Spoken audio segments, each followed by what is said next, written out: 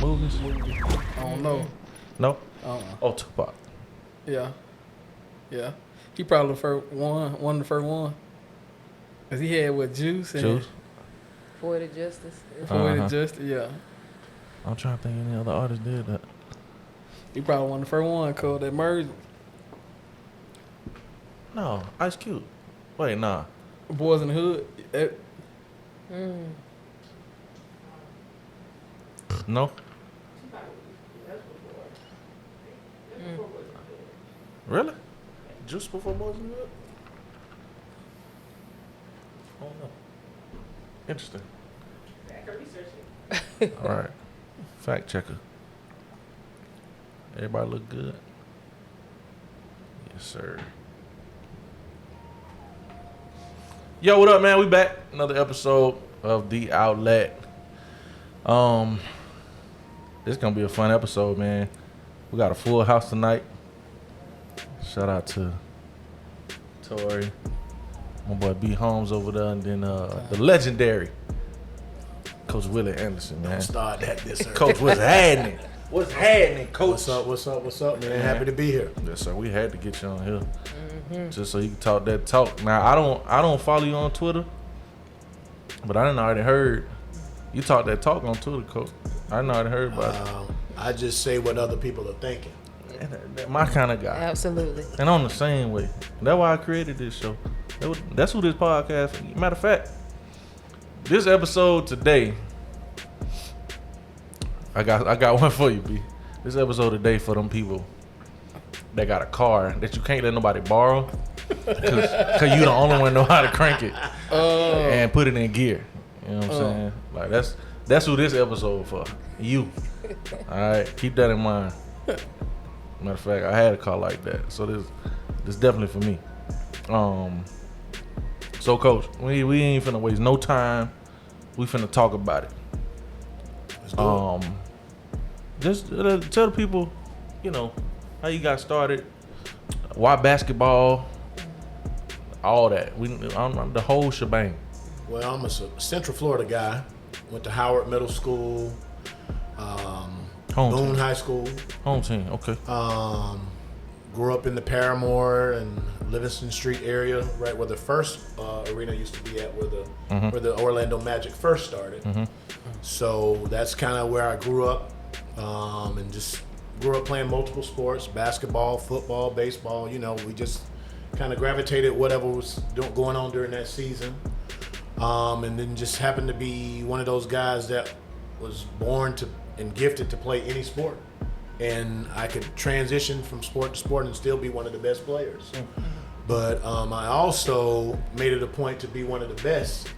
So I always worked at my craft, although I was talented and with the ability that I was blessed with, I was better than the majority, but I still outworked the majority to become the player that I am today. And that's what separates people, so man. that kind of separated me from everybody else. Absolutely. You know, after high school, I was fortunate enough to create some interest off travel ball, and there were a lot of opportunities there. But I didn't hold up my end of the bargain in the classroom, so I had to go back to night school, take some courses to get eligible for a 4-year university. Signed with South Florida out of high school, and wanted to team up with one of my good friends, Chucky Atkins, who played in the NBA for quite some time. He's an Evans High School legend. We grew up training together, and our dads knew each other, you know, from playing park ball and in the gymnasiums when we were young bucks here in the city. And that was a dream of mine to be in the backcourt with him. But like I said, I didn't handle my part academically, so I had to go back and take care of some things, and decided to go the JUCO route, and created some more avenues for myself. And during that time, developed a relationship with Penny Hardaway. A lot of people don't know that. That was my mentor. Okay. When he was down here playing with the Orlando Magic. Oh, wow. How old were you then? That was when I was my first year of junior college, so probably I'm thinking 18-ish, somewhere around there. Wow. But that was my mentor while I was attending junior college and still working out at home, because I signed with South Florida twice. So, because there was an early signing period, there was a late signing period after I fulfilled my academic requirements. South Florida told me I would be able to come in January, but once I finished my night school courses, they didn't allow me to enroll. So I felt like they lied to me on the deal. Yeah. So I was no longer interested in South Florida. But Penny Hardaway, being a Memphis guy, told the coaches about me because he saw me play, and told the coaches, hey, I got somebody here in Orlando that you guys should really take a look at. Wow. Memphis started to show interest, and with Memphis being a part of Conference USA, Right. them and South Florida were in the same conference. Yeah. So South Florida wouldn't release me, and that led me to have to go to junior college. So it's a dirty game. It's a dirty game, but I played it. Yeah. And it came back full circle. Went to junior college. I was a junior college All-American at Western Nebraska Community College. South Florida came back on the radar. I didn't even give them a visit. I bet. And, you know, the deal was done. I was supposed to go to Memphis, but Coach Larry Finch, who was Anthony's coach, they fired him at Memphis after having multiple 20-win seasons. So I couldn't go and play for the new staff because that was the commitment. I had Memphis, Connecticut, Minnesota, you name it. And then LSU came into the picture and ended up going to LSU because they SEC get a chance to come back home, play University of Florida, beat up on those guys. And, you know, it was a lot of good stuff with that. You know, that came along with the territory. And after LSU, was fortunate enough to play 6 years professional in Europe and South America, and then came back, started coaching high school basketball and travel ball, which is a program I'm co-director with Q6 All-Stars Elite. And we have 8th grade, 7th grade, 8th grade, 9th, 10th, and 11th programs that we help for, you know, kids that are aspiring college basketball prospects. We're not a sponsored team. We're just kind of a grinders mentality type team. Our kids pay to play. I'm responsible for helping over 150 or so kids play at various levels without a legit contract. Wow. And you can match my numbers or our numbers with Q6 with a lot of the guys who got deals. They don't have those kind of numbers. Sheesh. I've been a program director since I think 2011. Got involved with it in 2006. So you do the numbers. 2011 to right now, the number of kids that have gone to school for my program, and we're still not done. Wow. So we're working. And, you know, I've been fortunate enough to be an educator for 16 years now. I love giving back to the youth and helping and, you know, just being a mentor, disciplinarian, coaching it. So, you know, just the whole nine, man. My mom told me that was my calling. To give back, so that's what I do, and it's at a cost of being free. Yeah. I don't get paid to coach travel ball, so and I let parents know that I have a grounders mentality. I'm gonna go hard, but if I'm gonna go hard, I'm not gonna spend time away from my wife and kids. If your kid doesn't love basketball, I can't coach guys who like basketball. There's just always gonna be a disconnect. So that's a lot of times when anybody that follows me on Twitter, they just kind of know I just kind of go in sometimes. It's frustration because I see things where kids don't really value the coaches who are giving so much. And all we want is a thank you and you work hard. That's all we want. We're not asking for money. We're not asking for you to house us. We just want you to work hard and say thank you, and we don't get that in return a lot of times. So I have to get on somebody's ass. So Facts. Coaches included. Yeah. Wow. So I've asked this to a few people that then came on, but would you say you've seen more failures or more success in your career? In terms of basketball? Sure. I wouldn't say it's more so failures. I think we've had... Or mistakes, per se. I wouldn't even say mistakes. I think right now social media has taken over. So it just kind of leads to a lot of misdirection and confusion because parents have put themselves in front of the kids, and that shouldn't be the focus. When you look on social media now, you're seeing parents fighting at events and things like that. You've taken the focus off the kids. You're fighting referees because it's when you put yourself in that position, in the coach's seat, an official seat, you kind of see what the fire's like when you're in that seat. Facts. It's easy to coach and micromanage from the stands of what's right, what's wrong. I just think the parents have taken over and it's spoiled it for a lot of our youth. But at the same time, it's also provided a lot of opportunities for our youth as well, because some kids are able to feed their families just because they can dribble and shoot or play baseball, throw the football, run it. You know, they've been able to change their lives, but I think we have to be more on the educational side, showing our kids how to save money, how to invest. We don't have a lot of that. Yeah. Yep. So that's why we have a lot of brothers that are making a lot of money, but they're blowing a lot of money at the same time, and they're filing for bankruptcy and things like that. Jeez. Because there's no educational course, and it goes back to the schools too, because they've taken the trades out of schools. Yep. Not everybody's going to college for a sport. Not everybody's going to college for academics.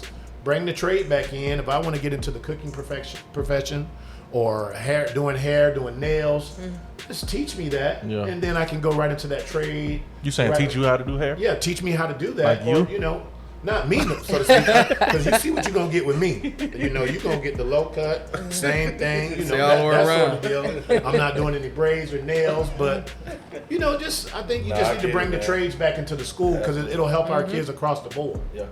Yeah. No, we definitely talked about that Yeah, on we had a conversation about that. Yeah, the teachers episode, man. Yeah. And it's kind of sad when you really think about like where we're headed if this stuff isn't implemented like very fast.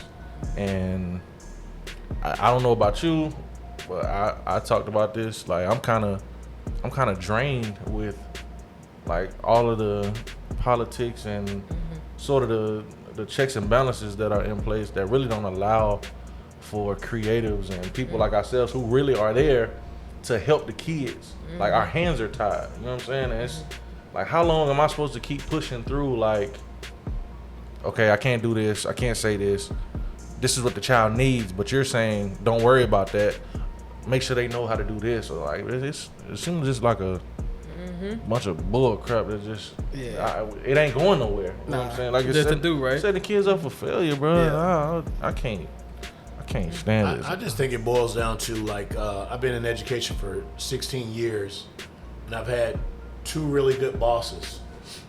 And when you get under the right leadership, it's a whole lot easier to work. Facts.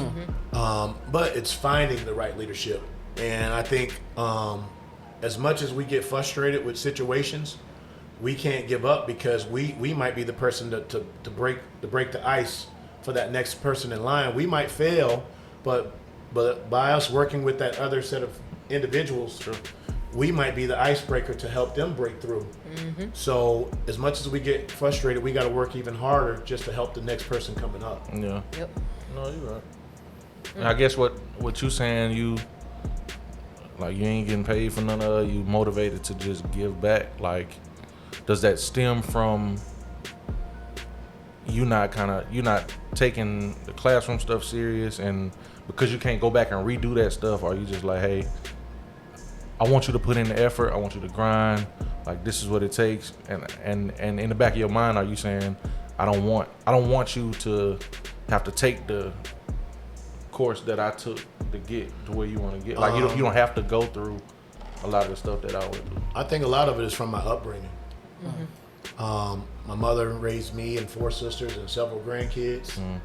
And then the coaches. I've been around disciplinarian coaches who have just kind of, just had a lot of structure in place for us, myself and my teammates. And, at some point the ball stops bouncing and you kind of gravitate back towards the sport. And that's what happened with me, you know, and I just try to implement when I go out there and I coach. My shirt's drenched, and I always tell my kids, match my shirt. Because if you're not sweating and I'm sweating and I'm just pacing the sideline, you ain't giving all you can give. Yeah. So I just paint pictures for kids, and a lot of our conversations in reference to basketball circle back to life skills. You're teaching a lot of life skills when you coach. And those are the conversations that myself and my kids have. 90-some% of the conversations have nothing to do with basketball. Absolutely. So, and people just see me over there yelling and getting on kids and things like that. But a lot of the kids that I coach, you don't see them in the transfer portal. So, Well, when you look at the numbers, Facts. It makes sense. That said a lot. That said a lot. Facts. Listen, my shirt don't be drenched, but my drawers do. And Man. I'm just saying, it just goes to shows, guys. You know. Say that. What?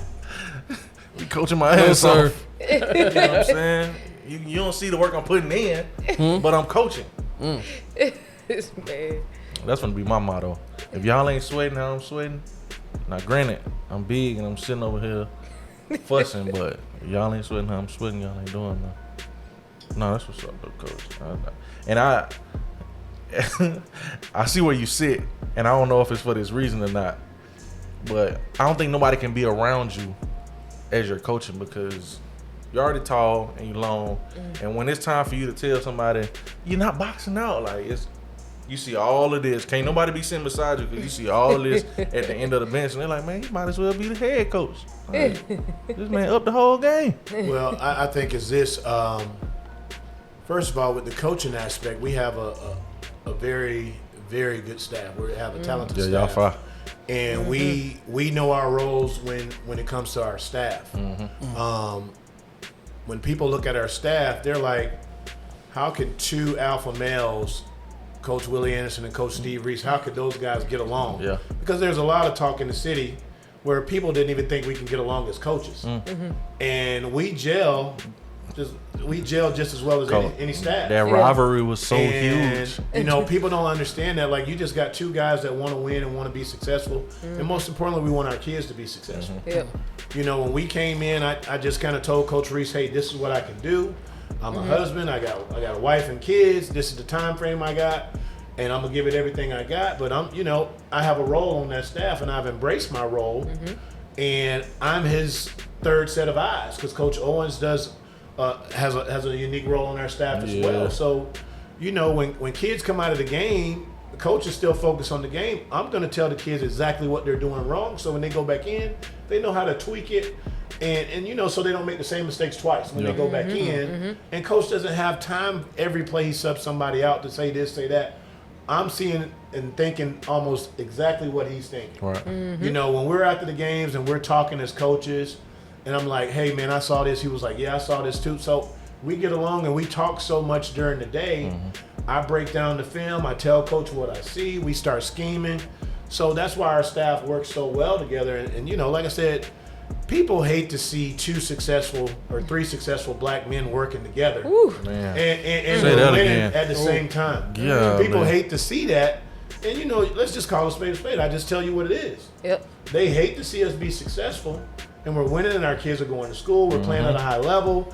We're receiving all this national attention. Our kids are traveling around the country, going to all these prestige tournaments. And then on the flip side, you see him as a Nike program director, and you see me as an independent program director, and we're successful in those areas as well. Yeah. And now we bring all that stuff together from a high school standpoint, and we're successful with that.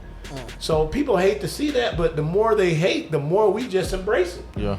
And we just attack it even harder. Yep. That's lit. That's lit. So going back to what you were saying earlier about, and I'm gonna let them ask questions too, but you were saying you kind of got your exposure from playing travel ball.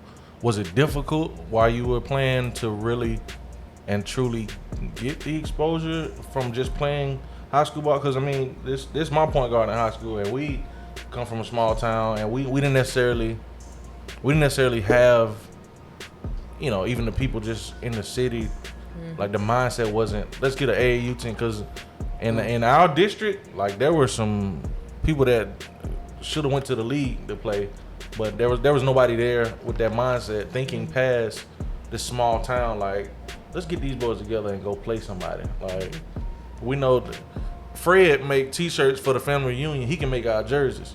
You know what I'm saying? Like, nobody was thinking like, let's put this thing together and go do something. So the exposure we got was only once or twice a year in a Thanksgiving tournament that we may or may not have got invited to. Or if you made the regionals or made it to state, that's the only time you get exposure. But it's hella players that's good that just they don't know AAU. They don't know YBOA. You know what I'm saying? Like, those opportunities weren't there.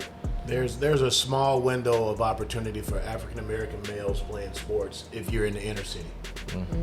If you don't have coaches or mentors, and a lot of times with that, you got a lot of parent coaches. And it's like a parent is making the investment because their child is playing on the team. Right. So when our organization started, I came aboard, it was already in place. I just, later on down the line, I took over as program director because we needed to go in a different direction. Right. And just every year we told ourselves we have to get better in terms of helping our type of kids that we recruit. But there's holes in every little area where you have some guys that have the ability to do that. A lot of guys are just satisfied with coaching city league teams because the kids are finally doing something. AAU has been watered down for the last 4 to 5 years, ever since they moved everything to Louisville.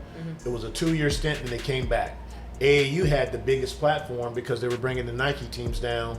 They were getting ESPN coverage and all that. Yeah. When they took it to Louisville, they lost all of that.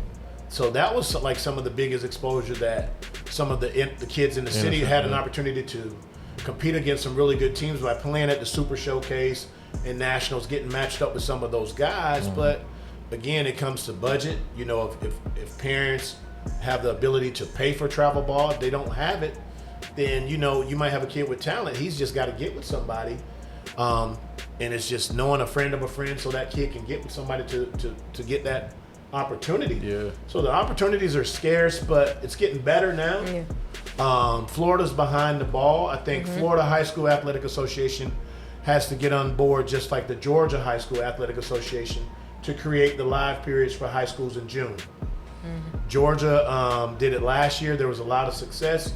There were kids that you wouldn't have seen on the circuit with their high school teams that were able to obtain scholarship opportunities because Georgia opened the window for high schools to go in, and those kids played in front of coaches. Right. So Florida needs to get on board and do the same thing because that will open up an avenue for a kid whose parent might not have it financially, but he's good on his high school team. They've created a live period at a convention center somewhere, and all these coaches are coming down to see these kids play. A kid that they probably wouldn't be able to see play, they're able to see him play with his high school team. Right.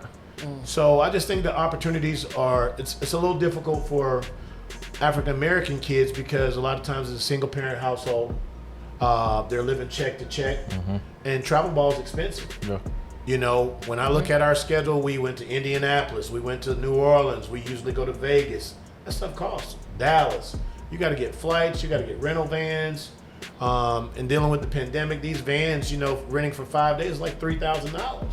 You know, when you're talking about renting a 15-passenger van, With no you sponsor. know, and if you don't have a sponsor, or you know, and you got to get creative with this stuff. You got to get with some organizations, some 501c3 organizations where you can get some sponsorships for different kids and stuff like that. So it's difficult, but in our situation, we've created a system to where we're able to help some kids, and the best recipe for us is word of mouth by former players and parents, and then people start giving back. Some of our parents whose kids were playing 4 years ago, they still write checks for my organization. And it's just because the body of work that I've done with their kid, their experience that they have with us. It's product. And they don't want any recognition. They just say, hey, coach, put this towards a kid who can't afford it. That's dope. So it's not helping all the kids, but it's helping, you know, a select few that we can bring in, you know, as long as they're doing everything right academically and things like that. Because I'm not taking kids who just act out of character or just embarrass the brand. Boy, that say a lot. Yep. That say a lot. Because someone don't care nothing about it. As long as you talented and you can win some games and boy. Yeah, that say a lot. Cause I mean, you're a father, so that's even different.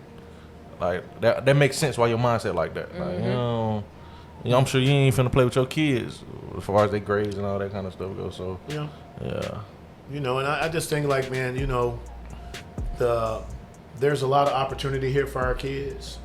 They just got to be under some people that are teaching them discipline and structure. The earlier we start with that, the more success our kids have later on down the line.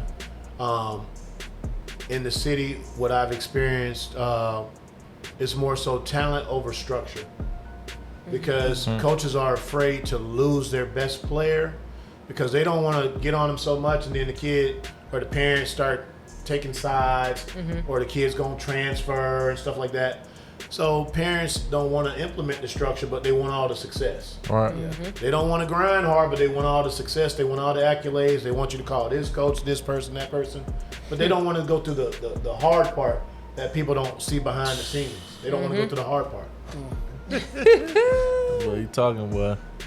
It's like skipping steps, man. You can't skip no steps. Hell no, Discipline, man. No. Not just in basketball. That's just Life. life. Life in general. Yeah.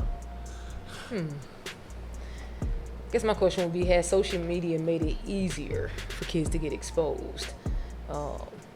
Because I know when I was playing ball back in the day, look, it wasn't no lights, camera, action. You had to send that film. You had to do, that was the only way you got out there. But today, kids are, there's some kids in high school with 50,000, 100,000 highlight Verified already. Yeah, verified already. Well, I think the social media is a gift and a curse for our kids because, in my opinion, and I speak for a large majority, our kids are skipping, like we said, skipping steps. Mm-hmm. You can't watch only NBA in high school and not watch college when that's one of the steps. There are very few Kevin Garnett's, LeBron James, Kobe Bryant's, guys that are coming out of high school. There are very few of those guys. Now, they're starting all these different leagues to the NBA kind of tries to put a hold on the African-American basketball player. Let's just be real. Mm-hmm. They're trying to stop these boys from getting to the bag early. Mm-hmm. Yeah. Because now what it looks like is you got a young and uncontrollable dude out there with millions that can just dictate and do other stuff because he has money. Mm-hmm. So they're creating a G League. They're creating, overtime has just started some stuff where they're paying these boys. Mm-hmm. And these kids haven't even finished their high school careers, and these boys are offering $1 million, $500,000, just these crazy numbers. But these kids are one injury away from the ship sinking. Mm-hmm. One injury away. And I'm not saying that a college degree is do all be all, but because you've seen some people that are very successful without college degrees. Right. Mm-hmm. But when you just put all your eggs in one basket, you're limiting options. Mm-hmm. Mm-hmm. And social media it puts so much stuff out there. I'm never gonna send a college coach a bad highlight mix off of Huddle. Right. That don't make any damn sense when I'm trying to help the kid. No. Yeah. I'm gonna send you something that kind of gives you an idea of the kid's skill set. Mm-hmm. Now, when you ask me for game film, I got to go back and look at that game film to make sure those 18 points, 10 rebounds, and 8 assists are of quality. Yeah. When I send that to you, and it can't be 2 in the first quarter, 2 in the second quarter, and then the rest in the last. So I might as well tell you, hell, just go watch the last quarter. Right. Because the other 2 don't add up. It's the wow factor. Yeah. Mm-hmm. The coach has to see the wow factor when they recruit that prospect. Mm-hmm. So how many prospects? I'm in Florida. I'm in Orlando. You think other kids are not sending that coach video and film and highlights? Yeah. They're getting millions and tons of stuff. Texts, emails, social media accounts. They're getting all this stuff. So they don't have all this time to look at all that stuff. So they're going to probably go to the guys that they feel comfortable with as far as AAU coaches or high school coaches. I'm going to trust my guys first. I'm going to look at their kids first before I look at all this other bullshit. You know what I'm saying? Yeah. So they're going to be real about it. But like I said, social media has created a platform for our kids, but it's also a crutch too because the kids they think the highlight mix is the answer. And when you actually go watch that kid, sometimes you only get one chance to make an impression. Yeah. So me as a travel ball coach, I got a kid right now who's playing with the Charlotte Hornets, Grant Riller from Ocoee High School.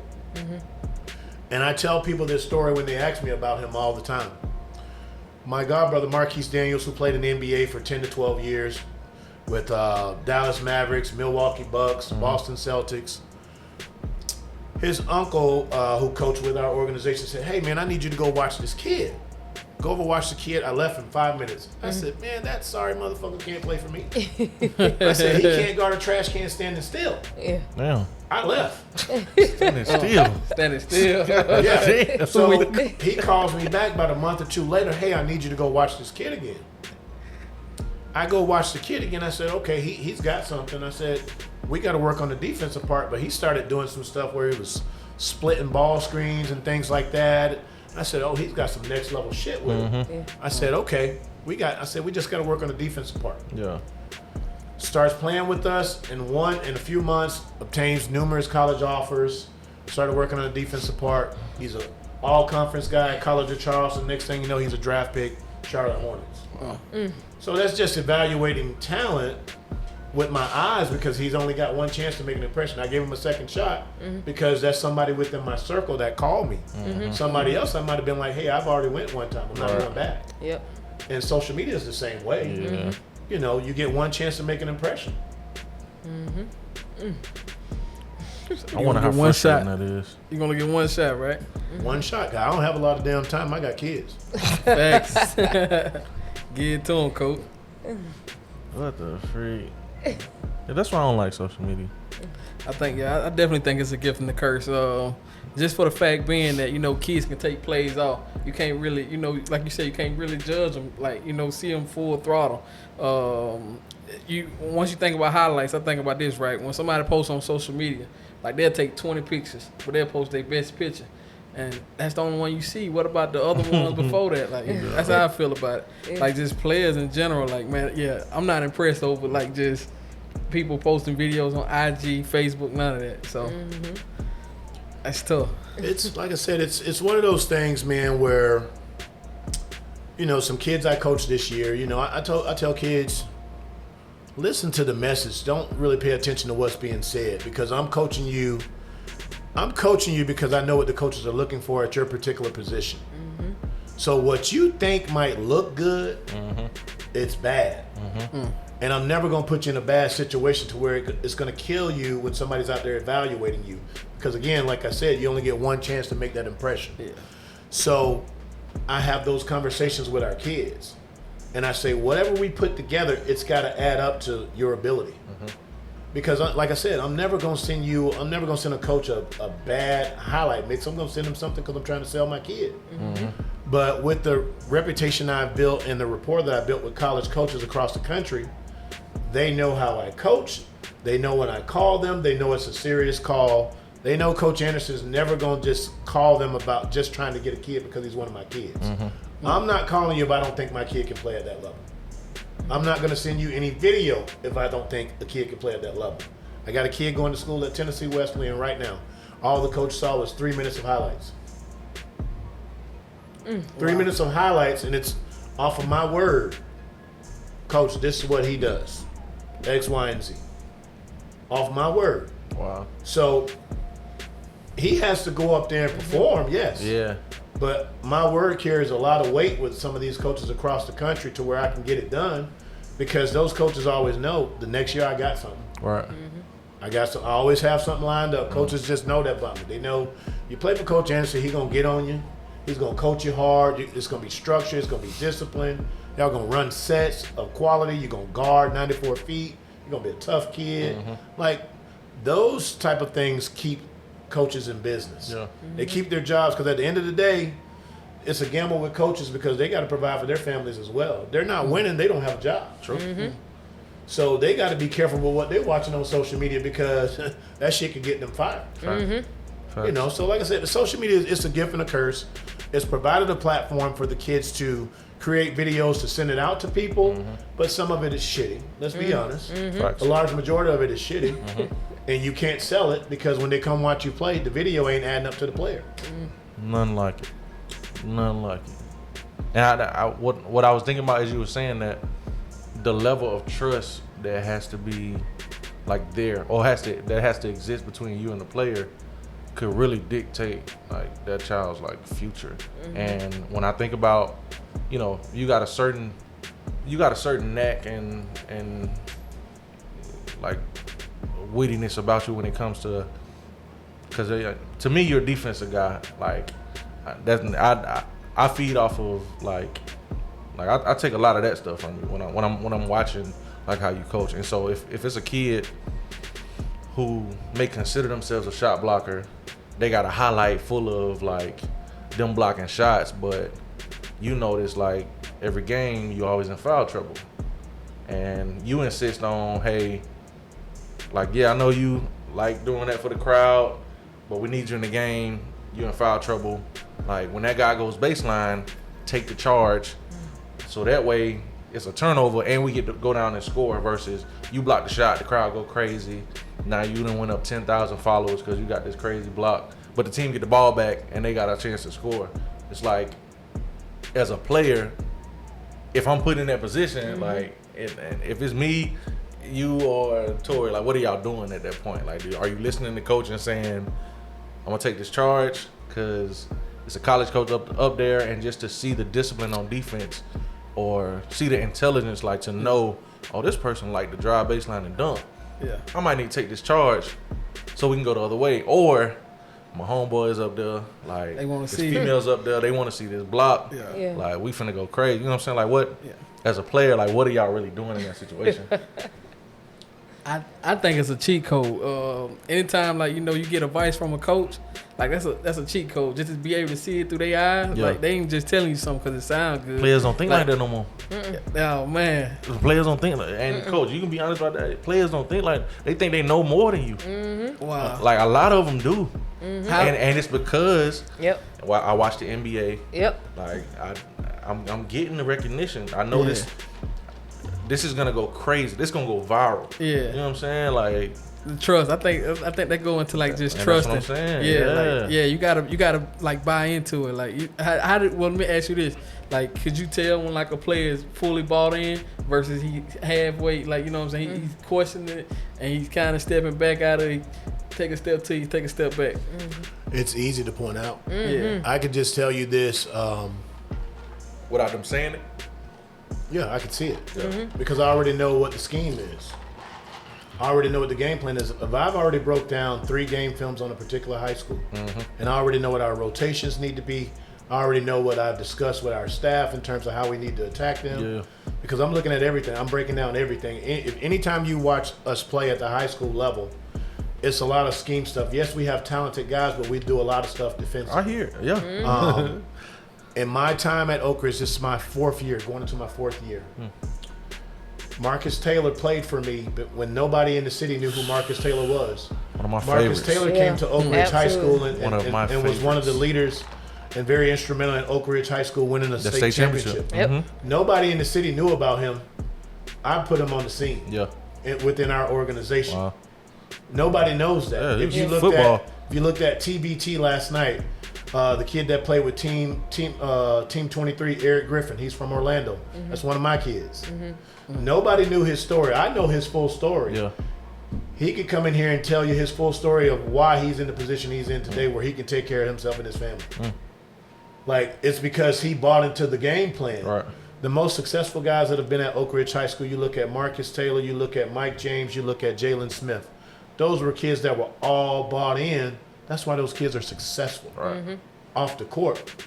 And Mike is going to be successful at Facts. Louisville. Jalen's going to be successful at Southern Methodist. Yeah. Those guys are going to be successful because they're bought in 100%. There's no second guessing. Yeah. I can name some guys, but that ain't the time for They that. super But coachable. those Yeah. are the guys that bought in, that make it easy, that guys need to follow their blueprint because they've been successful on and off the court, Right. and they're great students. Yep.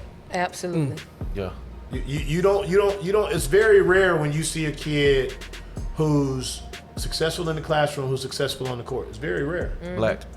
But now and then, so when you see kids on the court when they're taking plays off, then you go back and you look at their class stuff. They're skipping classes. They're missing assignments.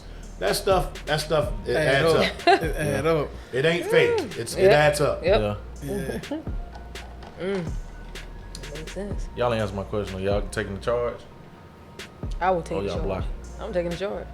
Man, look at me, come 5'6". If Yeah, I I'm block taking your short. shot, like, you know, I'll probably get a foul. You going viral, bro. I'm probably get a foul, man. I'm 5'6", bro. I block somebody's shot. No, I gotta take the charge, attempted or something. I just You don't scare me, Cole. I'm going for the block. Hey man, well I'm back in just my playing. day, my eligibility is over now, so I'm not into the intimidating thing. So back in the day, I would just go right through you. But now, hey, now I'm gonna have to take the charge. I'm the takeout guy now. I don't score anymore. I'm the takeout guy. Yeah. Wow.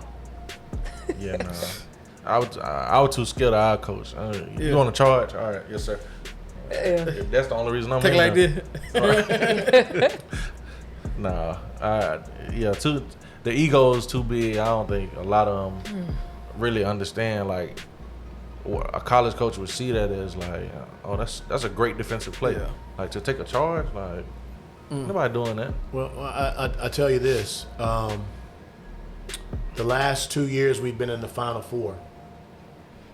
We were more talented than the teams that we played, but they did all the small stuff to win the game.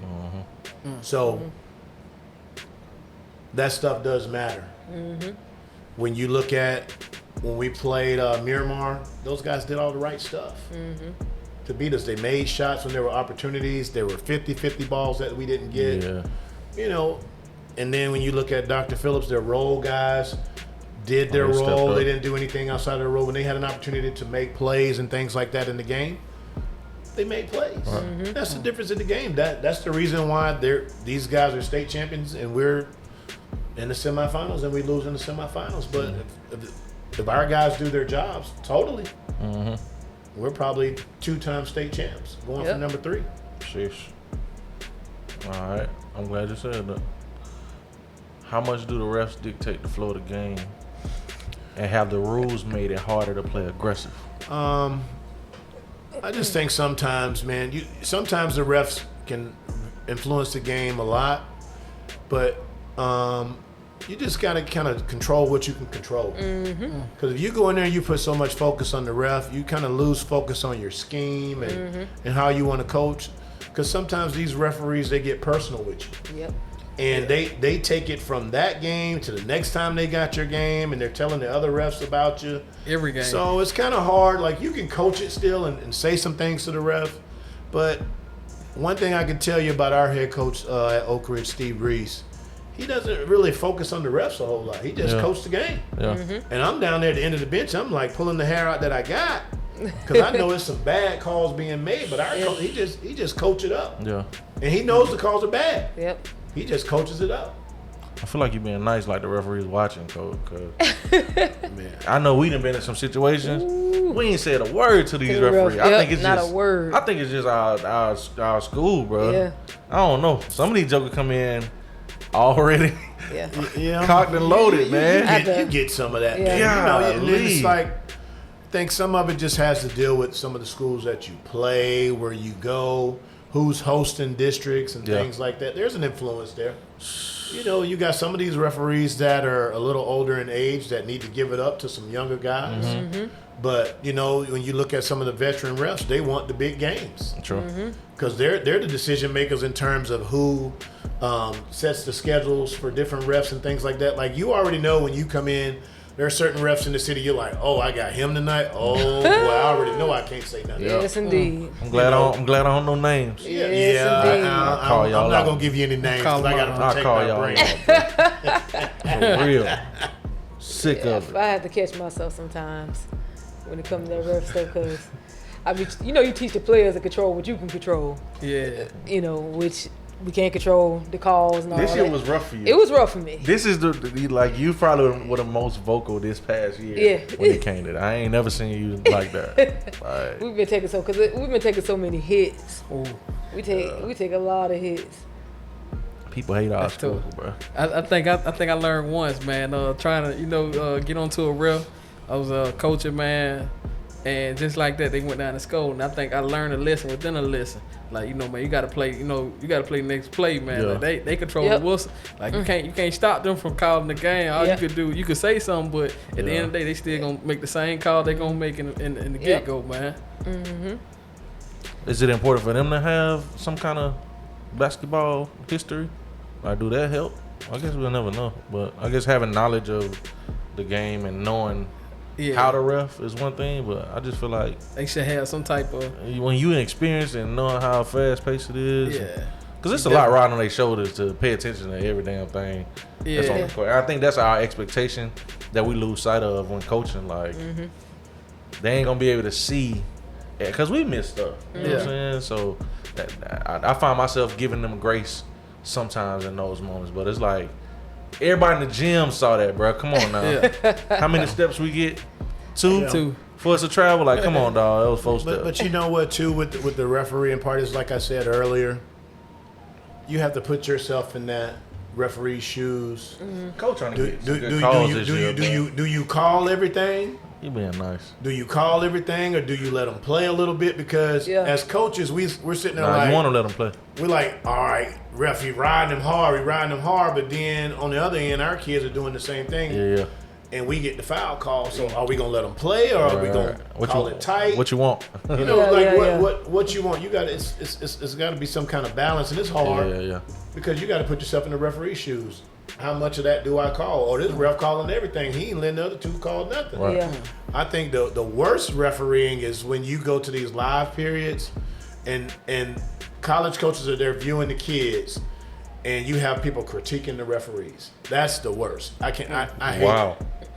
I hate that. That's the wrong time. But that's how they get the referees for free, because it's like a referee clinic where they bring them in and they evaluate them. How long they been doing that? It's easy to get refs that way. I'm saying that's been going on.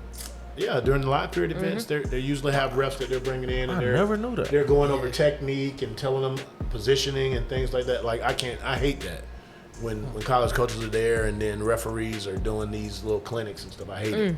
What? Yeah, I never even. Yeah, Pay I attention, never sir. heard Pay attention. that. I'm asleep. I gotta stay woke.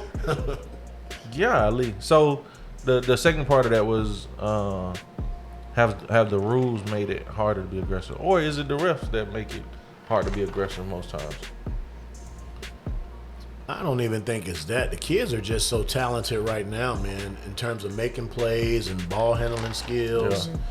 These kids are creative, Yeah, man. they different. And we probably have one of the most creative guys with the ball in the country right now. At our school. Yeah, You know, he does some unbelievable stuff. Yeah. You know, and splits double teams and does some things, man. You're just like, hey, this boy's talented. Like, I mean, we had Nevin a few years ago, the human highlight reel, him and CJ Walker. Like, we had some unbelievable athletes where even if the game doesn't go our way, we got some guys that can still make some plays. And like I said, I don't really think it's the refs. Sometimes it can be the refs, like they can change the momentum. Yeah. With the early foul calls and putting the team in the bonus. So you kind of got to scheme it. But, sometimes these referees take it personal, too. A lot of referees are coming in there taking it personal with how you come at them, or if you say something to them, they get in their feelings, and that changes how they ref the game, too. Yeah. Instead of just saying, all right, you know what?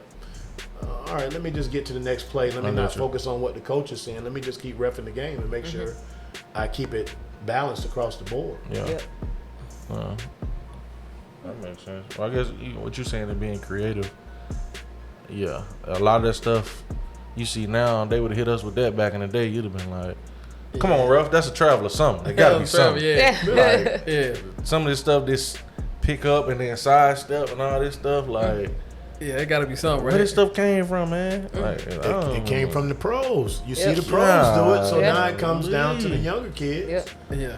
You see it from the pros. Bruh, Euro took over the scene right when it came. Like you think about it, Manu Ginobili was the Euro king. Yeah. Yeah. We never knew This it. stuff these guys are doing right now with James Harden and those guys. Manu Ginobili was doing that stuff. Yeah. Him and D-Wade. Yeah. He was doing that already. Yeah. Like, that's old. They just brought it back.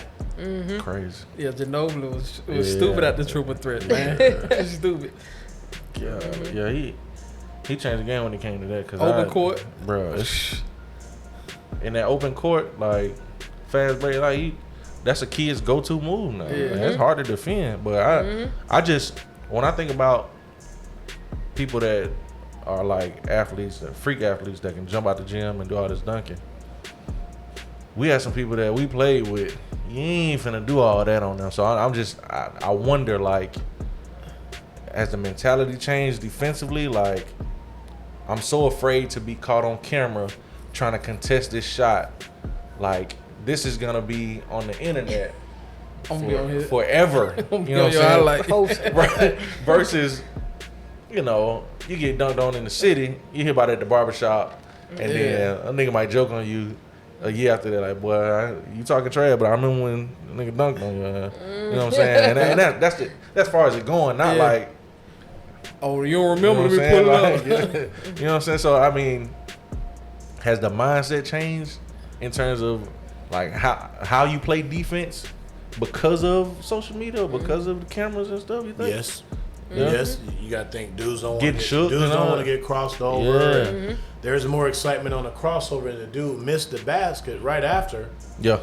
There's more excitement on the move. Oh yeah, they slow that down on the highlight. You know, and you just like when you play some of these real disciplined teams, structured, fundamentally sound guys. Those are going to be guys that take charges and stuff like that. Like they don't care about it. They're going to take the charge because they like, okay, you ran me over. We got the possession. Yeah, you might have dunked it, but we going the other way with it. Facts. But then, you know, like a vast majority, they don't want to get dunked on. They don't want to get crossed. It's always, I got to go back at this dude. It's not like shut him down. It's like, I got to go back at this dude. He scored on me. I got to score back on him. Yeah. That's the mentality that these kids are at right now. Because you look at it, you look at James Harden. James Harden scores a lot of points. Then you go on the flip side, he ain't guarding nobody. Dude just go right around him and he's swiping. And then when you just constantly show this guy, kids think that's okay. Yep. They're going to do exactly what the pros do. Yeah. They're not, you know, the pro, if you see a different pro like guarding somebody tough and things like that, like when you talk about Kobe and Jordan and stuff like that, them dudes play defense. Right. You know, back in the day, you know, we could foul a dude hard and he gonna get back up. You're gonna be like, damn, he just really fouled me hard. You foul and it's just a foul. The bleachers gonna clear. Yep. If you foul somebody hard now, because the mom and dad gonna get up, foul my baby like that again. It's a flagrant even. Yeah, it's like it's just even- the mentality is Like, different. you getting kicked out. I don't even see the bench clear. Look, man, it's so like just watered down in my opinion. Like if you touch him, like I'm just, you know what I'm saying? Like I just got hit by a bullet. I go to sleep. Hey, bro, what? Like it's crazy now, man. But as a coach, I imagine the challenge is, you know, I want my guys to be aggressive, but at the same time, if my job is on the line and I got a guard that can wheel and deal and get the crowd into it, that's selling tickets. So it's like, I know what needs to happen in order for us to win, but I got these guys that can wow the crowd and stuff. So like, that's got to be a challenge in itself. 'Cause I want to keep my job, and if these guys throwing alley-oops and doing their thing is bringing people to the games, like it's a struggle. Like as a coach to try and deal with, you know, like how much of that do I not worry about? I think it's when you look at the college level is more structure, more discipline. It's more about contracts. You look at the NBA, it's more about views, right? So it's exciting to see crossovers and things like that, but when them dudes ain't winning, dudes start getting fired. So the college level, there's a little more accountability, so to speak, when it comes to structure and things like that, because you're recruiting personnel to fit your scheme or your system. In the NBA, they just recruiting the best available kid. When you look at the draft, like they're recruiting, you know, with the Magic, they're drafting young guys who are talented, but then when those guys meeting up with some of these veterans that have been in the league, they just kind of, some of them dudes just start, you forget about them in 2 or 3 years. Because it's more about excitement and views. When you look at the NBA schedule, who they putting on TV? The most exciting teams. Why you think they switching the rules every other year? They want the most exciting teams to get views. College is not necessarily about views. It's about programs that are winning and things like that. Who you gonna put on TV? You gonna put Kentucky on TV, or you gonna put North Florida on TV? You're gonna put UK on TV because they got this guy that's talented as hell, and Calipari has figured out a way to get those guys to play hard and play together. And that, next thing you know, they're a top 15 pick, but they're learning how to play harder. But you've also seen some dudes that are talented that just still want to play AAU ball or travel ball, and they can't fit at Kentucky. They're transferring, going somewhere else. Yeah, that transfer portal real, but So they get going, huh? Oh yeah, gotta go. Yes, sir. Can't fit in. That's how, that's how I see college just being, it's cutthroat. Like, it's definitely, I mean, I understand they protect their job, and they got more so of a brand to protect. That's how I look at college. Just, you know, look at the EYBL. They put their Final Four on ESPN. It's marketing. You got NBA guys there. You got ESPN involved. It's marketing. You got to see the best players in the country. How many plays you think them dudes run? They ain't running no plays. That's supposed to be the best stage in the country to put the best Nike guys out there on the court to let them show what they can do, to see who's the next guy going to the G League or who's going to be the guy that bypasses high school, go overseas for a year, come back and get drafted high or whatever. You know, it's marketing, man. True up. Cool. Is your organization, y'all open to donations throughout the year? Yes. Okay. Yes, and that's one thing I touched on earlier.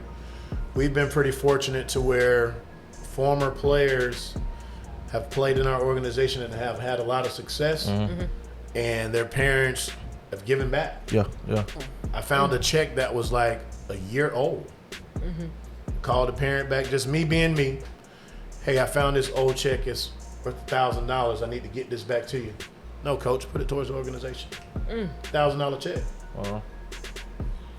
You know, we just have people that they do right by us because they see what the body of work that we're doing. You called me out there. Yeah, that probably ain't in there. Hey, coach. Tell it What on. you saying? It says a what?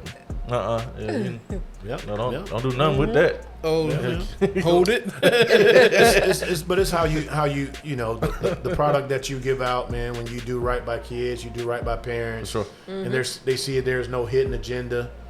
You know, things come back full circle. Sometimes we're looking at our budget sheet. We're like, man, we're gonna go over, and we might go to a hotel. Next thing you know, they're like, okay, we're gonna comp these 2 or 3 rooms. Like, stuff always just works out because we always do right by people. It just always works itself out. That must be lovely. We don't get that on this side, coach. Well, hey, I'm not saying it can't happen, but you know. Oh my gosh! Like, even what you saying, like doing right by the kids and wanting to, like, you know, you all there to make sure that they getting what they need. When you're not being shown appreciation, how far do you keep going with that? Like, on the girl side, that junk don't be reciprocated from the parents, and I know it's different. Like, you see the difference in men's basketball, women's basketball, like from high school all the way to pro. Like, it sucks to watch it. Like, how do you feel when you see blatantly, like, that's a little bit unfair? Like, granted, we ain't trying to, like, at the high school level especially, like, we ain't trying to, well, we are trying to sell tickets, I guess, but like, just it's I don't know. We ain't dunking, so I guess. I just think, like, I was even watching the USA girls play. And I was really, like, locked in because they actually just run their stuff. Yep. That's. You know, you watch the boys team, the guys, you know, they got a big match tomorrow, I think, but they lost 2 games in the preseason. They didn't have all their guys, but it's refreshing to just kind of see that. Yep. But it's not always the popular thing, like I was touching on. Yeah. What sells tickets is you put Kentucky on ABC and you put North Florida on ABC. Who are people going to watch? They're going to watch Kentucky because that's popular. You say, okay, let me put University of Florida on TV or put Alabama A&M on TV. Who are they going to watch? It's popularity. Like, it's not like it used to be. When you go into Midwest and some of those other states and things like that, basketball is booming. The gyms are packed. Yeah. It's in Central Florida, it's not like that anymore unless you just see some key matchups later on in the playoffs. Right. You know, the Wekiwas, Oak Ridge, Colonial, Timber Creek, some West Orange, some of the better women's programs. Yeah. You see a little more crowd, but it's not like it used to be because these kids, again, social media has taken over. So these kids are so engaged in social media and other things. They're trying to be grown too early. Yeah. That's not the popular thing to do, to go to a girls' basketball game on a Friday night. Right. Now, if you got Oak Ridge girls playing West Orange girls, and then you got Oak Ridge boys playing DP, who you think they're going to? They're going to the boys' game. Yep. Yeah. It's just not popular. It's not the popular thing right now unless these girls are playing travel ball and they're going somewhere to elite tournaments. Yep. It's a little more popular on that end. You know, even with the success that Lake Highland has with Coach Al, you're going to get some parents because of that school at Lake Highland. But on a bigger scale, they're not supported like that. Nope. With all the success that they had and national attention that they get. Exactly. Girls basketball is just not popular to a vast majority. Yeah. Although I enjoy watching it because they're not running and dunking, but they run stuff. Yep. And they got to be fundamentally sound. That's But it's not being fundamentally sound is not popular. Right. The crossover or the dunk, that's more exciting because it's going to get more views than the shot fake bounce pass. It's like magic, right? I like to see it too. Pump fake, drop that thing off in there, man. And I ain't gonna lie, I just got like this though, because growing up I hated girls basketball. You need to stop. I'm not gonna lie, it was so boring to me, bro. I mean, I get it, and then times have changed so much now, but yeah, I get it. So are you one of those coaches that's like, if the opportunity presents itself, are you telling or encouraging your players to go HBCU? Or I've always found it that I've been doing this thing since 2006, and I kind of went in on the HBCUs because they don't recruit the kids, and a lot of it is just budgeting. If I'm in Atlanta, huge basketball area, right, to recruit within your state, no reason they shouldn't. I don't really have to go anywhere because there's so many competitive high schools there. All the, in the Southeast, On the Radar Hoops, they're hosting a lot of the hoop scene. Those are a lot of some of the bigger independent organizations that host tournaments for independent programs and even sponsored programs. You got Lake Point where they're hosting up in Emerson, Georgia. If I'm coaching at Morehouse or Clark, why do I have to go anywhere? Go get them right there. I got to save the little budget money I got, because if they don't have the money, they're not. It goes back to what I said earlier about Kentucky and all that stuff. They don't have that money coming in. Think about what just happened with Oklahoma and Texas going to joining the SEC. They're going because of more money. The Big 12 is not bringing in the revenue that the SEC is bringing in. They're going for more money solely. And it's the same thing. It's college is about budgeting. The HBCUs, the only reason more attention has been paid attention to it because of guys like Chris Paul who advocate for HBCUs, Deion Sanders getting at Jackson State. Those guys are advocating for HBCUs, but you got to have those kind of guys to advocate for those universities. Otherwise, it just kind of be at a standstill like they are. You wish more would do that? Yeah, but I think the HBCUs got to do a better job too, because there are prospects out there and they don't recruit them. I've been doing this thing since 2006. My kids have went to FAM and Cookman. And that's mainly because we're in state. We're in state and the coaches took the time to get to know me. But I'm an advocate for all HBCUs because I have kids that I know can play at those levels. But I'm not going to, if I reach out to you on social media, send you emails and you don't respond back, who's that on? It's not on me. I'm trying to help you. I don't get anything out of this. It's just self-gratification. When I've helped a kid who was in a situation who loved basketball and I was able to help that kid, that's my give back right there. Because somebody helped me. Otherwise, I wouldn't be in the position that I'm in. I had some strong males, black and white, to help me get into the position I am today. And that's my give back. But HBCU's got to do a better job. Y'all heard it. Say all across the board. Yeah. Wow. I would love to hear why. And I hope it's not because they don't feel like they can compete with the offers being made budget. by. They don't have the money. You got to think rental car, hotels, gas. Oh, you saying even to go recruit? Like, It's budgeting. Like, their budget's not the same. Hey man, if y'all need me to drive y'all to some of these tournaments, bro, email me, call me philo@gmail.com. I'll go help recruit. You go help recruit. Let's get it done, man. But nah, Coach, I appreciate you stopping by, man. And anytime, man. You know, it's a blessing to be able to help our brothers and sisters create a platform for somebody else to follow your footsteps, because people are going to watch this and they're going to be inspiring podcast hosters or whatever. They're going to want to do something like this too, because it just opens up opportunity. There's a lot of opportunity out there for us, you know, and we just can't sit there and just say, hey, we're basketball, football, and track runners. There's other things that we can go out there and do as African Americans and be successful. True. Absolutely. So I'm going to always support our people when it comes to stuff like this. I already told you, you don't have to send me no paperwork or nothing. My word is that. I'm coming. Yeah. I'm coming. You ain't got to send me. What I told you, I say, just remind me. Yeah. Because I move around a lot. I'm doing a lot. I be helping my kids and my travel ball kids. But I'm coming. Yeah. Yep. No, I appreciate it, man. Yep. Tell the people how they can donate, Coach. You got a website or something? You know, I'm on Twitter. I don't even know my Twitter name. What is it? Q6 All Stars or Willie Anderson on. We'll put it in the comments. You know, it's on there somewhere, man. It ain't hard to find me on Twitter. If you just look up Q6 All Stars, we're on Twitter, we're on Facebook, we're on Instagram. You see anything with Believe That, that's our brand. Create your own lane. You know, we do all that. You know, so we do all that. We're in and out of the community. We're trying to help kids. We do make donations. Okay. Although we receive them, we also make them as well.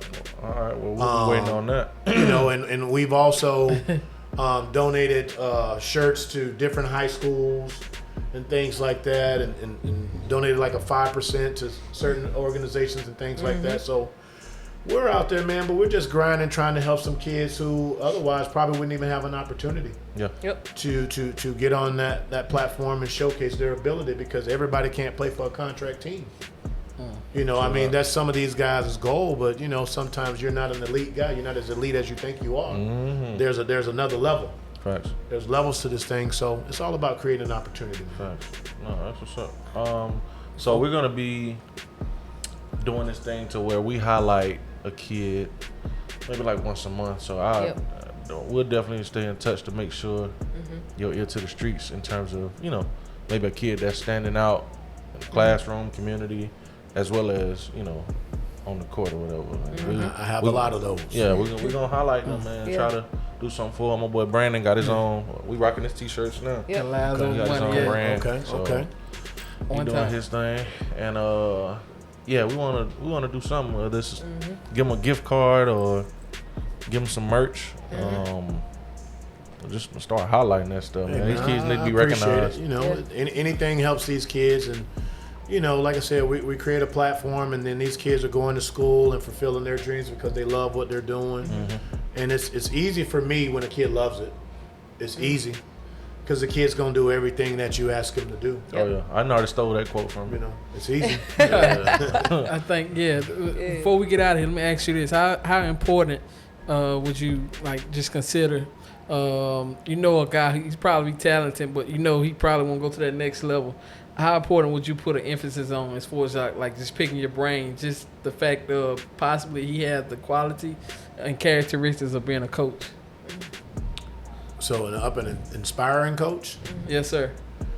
I just give him just information based off my experience. Okay. And not to say that my experience, his experience is going to be exactly the same, but if I can just kind of give him some of the things that I could have did differently, because we all go through trials and tribulations with things that we do throughout life, and we all reevaluate it, reassess it, and say, hey, we could have did this differently, this would have happened or that would have happened. And I'm not saying that I'm the say-all, be-all, our organization's that, but when you look at the numbers and how many kids are going to school and paying for their own educations because they can dribble and shoot, and the life skills that we've implemented with these kids, it's a success story. Right. You know, there's a reason that one of my former players is player development with the Milwaukee Bucks. He's there training with the Greek Freak every day. Yeah. You know, there's a reason I got a kid playing in the TBT You know, had an opportunity to play for $1 million, but he's created an avenue for himself based off the things that I've instilled in him. You know, so, and you know, like I said, when the ball stops bouncing, you eventually gravitate back towards the sport that you once played, whether it's in the coaching style or you're just trying to give some input on it, some insight on it. So I just try to give some real life experiences to these brothers, man, and it's not easy too. It's not easy. I just think that's important because man, I ask y'all this, man. I got a question for y'all, man. What's the highest occupation with a college degree? What you would say, like a doctor, a lawyer, all that, right? Man, Nick Saban made $8 million a year, bro. Like, you know what I'm saying? That's strong. That's a strong $8 million a year. So even if, you know what I'm saying, you got dreams and hopes of making it to the NBA, like, you can still be running a sport that you love just by giving back what you said. And I think that's so important. Like, you know what I'm saying? Like, had I known that, like, you know, earlier, like, you know what I'm saying, I would have approached it a different way. I would have, you know what I'm saying, I would have soaked up as much knowledge as I possibly could. Yeah. Like, man, I don't think they, you know what I'm saying, they tell that as much as possible, man. You gotta read and explore and run your mouth, ask questions to figure out what's out there. And I think our mindset is too much. I want it handed to me versus the grind and the grit. And of course, we don't like to read, so we ain't picking up no book and doing our research for none of that when the answers are already out there. You know what I'm saying? So that's it, man. Don't forget to follow us at the Outlet 0721. Great episode, man. Continue to check us out. We moving, man. Hey, we moving. Yes. Lock in, baby. Lock in. What's up, guys? This is Sade from The Outlet. Please remember to follow us on all social media platforms at The Outlet 0721.